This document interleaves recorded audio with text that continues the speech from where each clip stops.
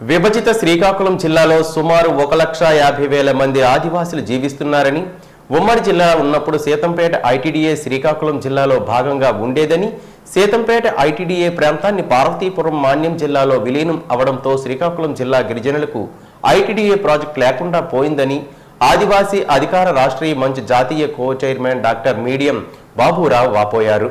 శ్రీకాకుళం నగరం యూటీఎఫ్ కార్యాలయంలో విలేకరుల సమావేశం నిర్వహించారు.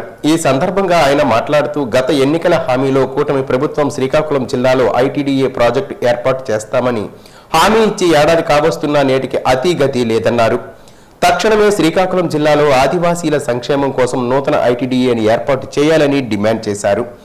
గత నెలలో జరిగిన రాష్ట్ర అసెంబ్లీ సమావేశంలో స్వయంగా రాష్ట్ర గిరిజన సంక్షేమ మంత్రి గుమ్మడి సంధ్యారాణి శ్రీకాకుళం జిల్లాలో నూతన ఐటీడీఏ ఏర్పాటు చేస్తున్నట్లు ప్రకటించారని గుర్తు చేశారు. శ్రీకాకుళం జిల్లాలో ఆదివాసీలు నివసిస్తున్న ఒక్క గ్రామం కూడా షెడ్యూల్ ఏరియాలో లేదని, షెడ్యూల్ ఏరియాలో లేకపోవడంతో ఆదివాసులు భూమి, అడవులు రక్షణ లేకుండా పోయిందని అన్నారు.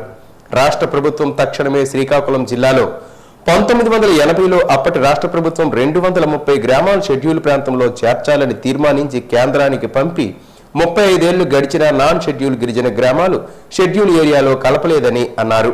రాష్ట్ర వ్యాప్తంగా ఐటీడీఏ ఆధ్వర్యంలో పీసా చట్టం ప్రకారం 1200 గ్రామాలు షెడ్యూల్ ఏరియాలో కలపాలని డిమాండ్ చేశారు.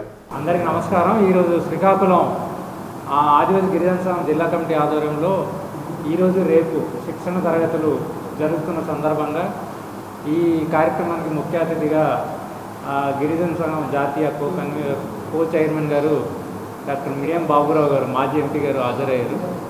మన ప్రధానమైన ఆదివాసులు ఎదుర్కొన్న సమస్యల మీద ఆయన ప్రెస్ని ఉద్దేశించి మాట్లాడతారు.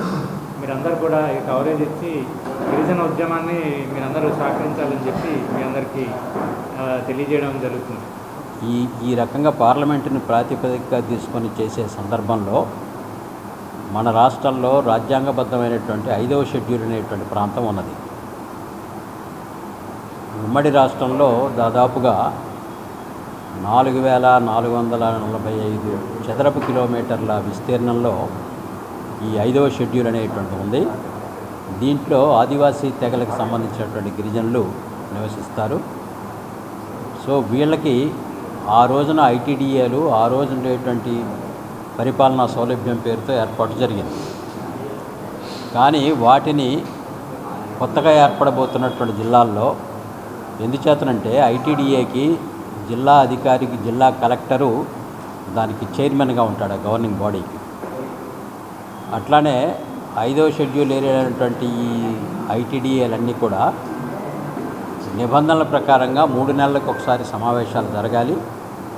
ఏజెన్సీ ప్రాంతాల్లో ఏ చిన్న కార్యక్రమం, అది అభివృద్ధి కార్యక్రమం కానివ్వండి, లేదా ఇతర నిర్మాణపరమైనటువంటి లేదా పారిశ్రామిక అభివృద్ధికి సంబంధించినవి కానీ ఇటువంటి ఏ కార్యక్రమం జరగాలన్నా అక్కడ చట్టాల ప్రకారంగా గ్రామ సభలు జరపడానికి వీల్లేదు. సో అట్లాంటి గ్రామ సభలు జరిపేందుకు ఐటీడీఏలు ప్రాతిపదికగా ఉంటూ వచ్చినాయి ఉమ్మడి రాష్ట్రంలో. ఇప్పుడు విడిపోయిన తర్వాత ఆ ప్రాతిపదిక పోయింది. అయితే నేను ఇప్పుడు చెప్పిన దానికి శ్రీకాకుళం జిల్లా మినహాయింపు ఉంది.